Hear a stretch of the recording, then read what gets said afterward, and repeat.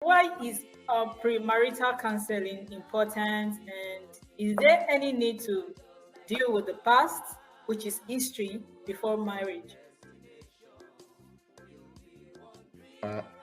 Yes. Premarital counsel is very important. In marriage, there is a place of faith. There is a place of fact. You know by faith, there is a place of knowing, and there is a place of the will of God. But the will of God take first. Even when you know your partner, you still have to, your fact have to be placed below the faith. It's like the prophet in the Bible that married, Prophet Hosea, that married the prostitute. So if not by faith, he had God. That was the reason why he continued. So premarital counsel is very, very important. There's a place in the Bible, I might not be able to, I don't know the exact place, but when Bible said that the old couple teach the younger one, the mothers teach the sisters, the fathers teach the brothers, the old couple should treat the younger one. That is counseling. Because like we tell our children now, by the grace of God, we realize that they are getting to the next level of choosing their partner. So we are sharing from our own perspective, our own what we went through. And that is indirect counseling, even in the house. We don't have to wait until they bring their wives, their husband into the house. We started telling them, sharing. So unfortunately, now people don't share from their own experiences. The best teacher is when you share from what you went through. We read the Bible now. Do you know that the Bible we read are some people's experiences? There are things that happen to people. Now we are the Bible that people want to read. They are the things that people want to read. This happen. Our children at times they will ask us, "Oh, mom, you mean you went through this? Dad, you mean this thing happened to you?" Yes. So premarital counsel is very, very important. And the other question is that, and is there any need to deal with the past? Yes, sir. You must know the baggage you are entering into. Like if you marry someone, yes, you must. You do. It's a very dangerous thing for you to get married before you know the baggage.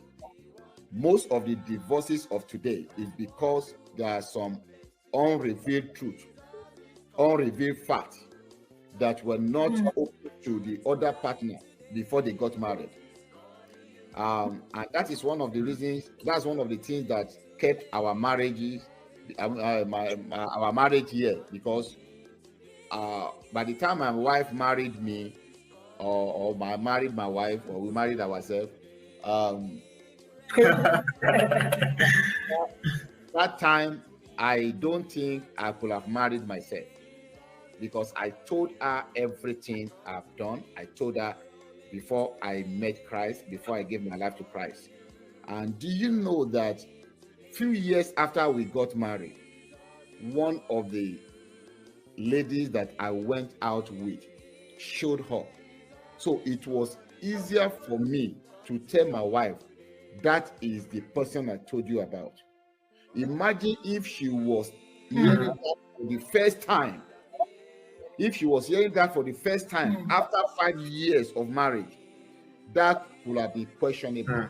But it was very easy without any. It was easy for me to say, "Oh, Bambo, you remember this thing? That is the person." Because we just find her in the church, in the same church that we attended. I went out with her in Nigeria. I came to the US. That year, she also, 5 years after, she came. We find out she came to spend holiday in the US, and she attended our church. She attended our church. It was my wife that was leading the praise and worship. So when she finished, I just said, you remember, okay, yeah, I remember. That is the person. So that is one of the baggage. You can imagine you marry someone that was owing and you don't know. That is the baggage. So you don't, that's past as is gone. You don't operate in the past, but there's some past that you still need. A woman that does not have a womb, and you know yourself and you are hiding it. That is evil. You are hiding it from your husband. Let him know. If it is of God, he will marry you. Because if he doesn't know before the marriage, he will surely know after marriage. Now, of course, that is distrust.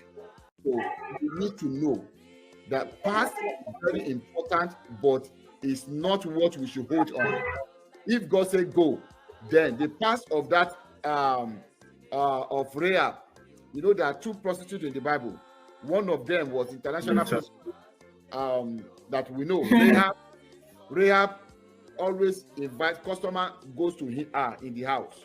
But this other prostitute that married Prophet Hosea, that one, people goes to the hotel. So look at what happened to the 2 of them. So their past did not judge them based on their past. Their past is no important. It has no, it's not relevant as far as their future is. But if you marry people like that, you still need to know. You don't have to know after 3 years in marriage. It can destroy and kill marriage. I was just going to say the scripture that it was trying to refer to is in Titus 2, Titus chapter 2.